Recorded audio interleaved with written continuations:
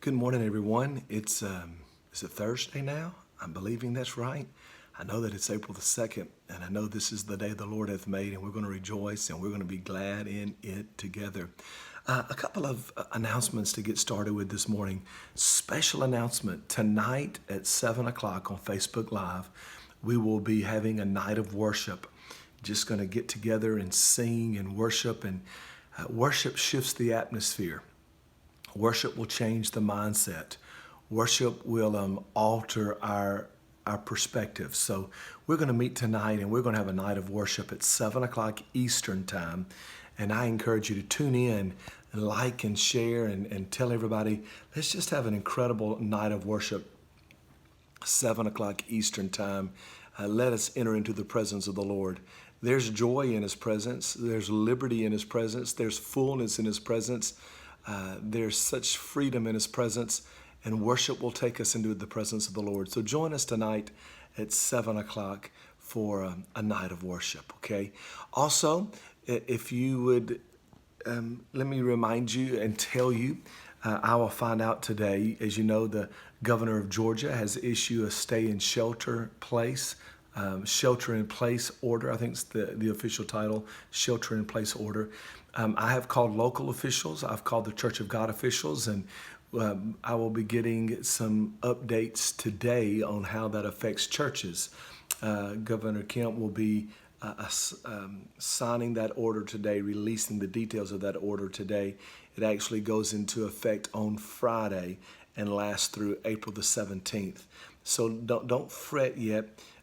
If we are not allowed to have parking lot church, drive-in church, then we will meet here online, and we'll gather right here for Palm Sunday and Easter Sunday. If we are allowed, then we will for sure do our drive-in parking lot church on Sunday morning at 11. But we're waiting to hear news from our state officials and from the Church of God officials and from our county officials. And we do want to be under submission to authority. I woke up this morning thinking, before I even got out of the bed, I'm talking about maybe before my eyes opened, and I was thinking about the story of Lazarus in the Bible.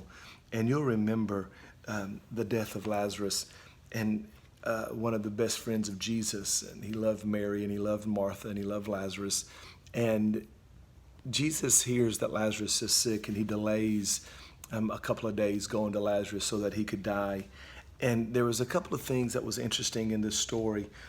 In chapter 11 of the book of John, St. John chapter 11, verse 11 says, "These things he said after that he said, 'Our friend Lazarus sleeps, but I want to go to wake him up.' Then his disciples said, 'Lord, if he sleeps, he will get well.' However, Jesus spoke of his death, but they thought he was speaking about rest and sleep.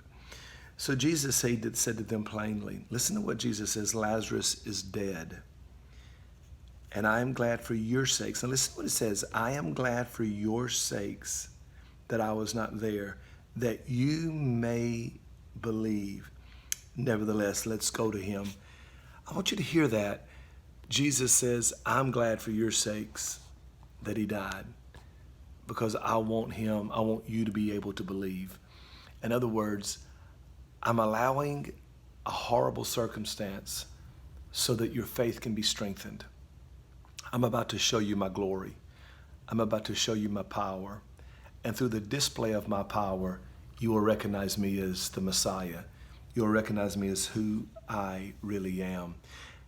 I wonder tonight or this morning, if we're going through this chaotic time of COVID-19 and being ordered to shelter in place, and non-essential businesses are being closed down. I received a word last night that 2 local businesses in our county are closing down, never to open again, because they just cannot afford this season. And I wonder if all of this is happening so Jesus can show us his glory. Matter of fact, I feel in my spirit this morning that God is going to show himself. And let's look back in this story again. He meets Mary and Martha, and with a little bit of ridicule. And in verse 25 of chapter 11, of the book of John, Jesus says, I am the resurrection and life. He who believes in me, though he may die, he will live. And whoever lives and believes in me shall never die. Do you believe this? And then to follow the story along, they go to the tomb. And listen to what he says in verse 38. Jesus, again, groaning in himself, came to the tomb. It was a cave, and a stone lay against it.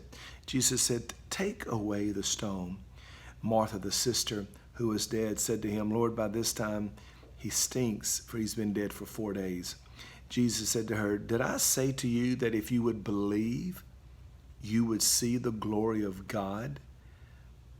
Then Jesus cries out, Father, I thank you that you've heard me, and I know that you always hear me. But because of the people who are standing by, listen, but because of the people who are standing by, I said this, they may believe that you sent me. And now when he had said these things, he cried with a loud voice, Lazarus, come forth. And he who had died came out, bound hand and foot with grave clothes, and his face was wrapped with a cloth. Jesus said to them, loose him and let him go. Did you catch all of that? Jesus asked Martha, didn't I tell you if you'd believe? Didn't I tell you that if you'd just keep the faith? And then he says, he prays this prayer and he says, Father, I'm saying all of this so that they may believe. And may I add this, that I am who I am. This morning, I want to encourage your faith. I want you to stay strong. I want you to keep your faith. If we'll believe, don't let life leave you now. Don't let discouragement overtake you now. I know we're in a 30-day social distancing order from now until April 30th. And if you think about that, and this is what I'm battling with, to be honest, when I think about it's only April the 2nd, and we're to maintain this course through April the 30th. But didn't Jesus say if you'll only believe? Don't lose faith this morning. God wants to show you his glory. God wants to show you his power. God wants to display who he is. Church, keep your faith.